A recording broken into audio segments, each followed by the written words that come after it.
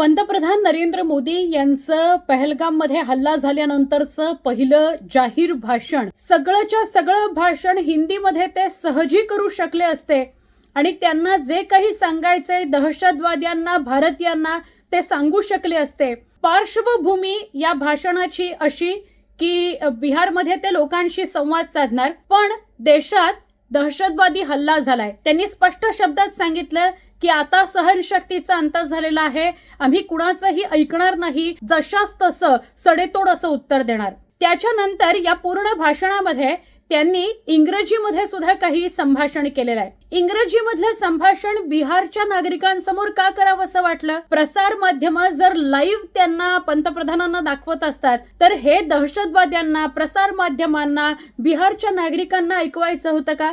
नाही. त्यांना थेट आता सगळ्या देशांपर्यंत हा मेसेज पोहोचवायचा होता की आता वेळ आलेली आहे उत्तर देण्याची. जशास तसं सडेतोड उत्तर देणार. दबाव असतात त्याला जुमानणार नाही.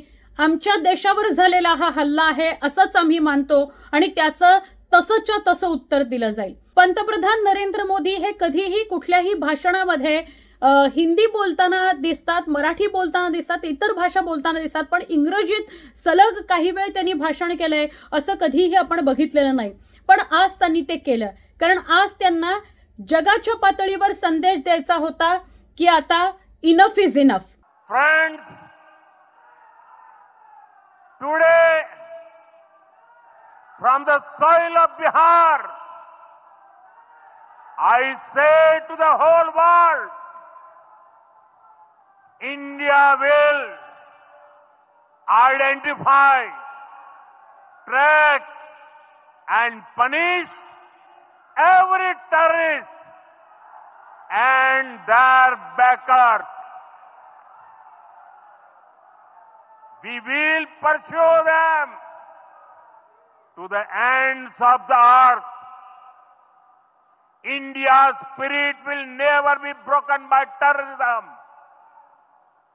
Terrorism will not go unpunished. Every effort will be made to ensure that justice is done. The entire nation is firm in this resolve. Everyone who believes in humanity is with us. I thank the people of various countries and their leaders who have stood with us in these times.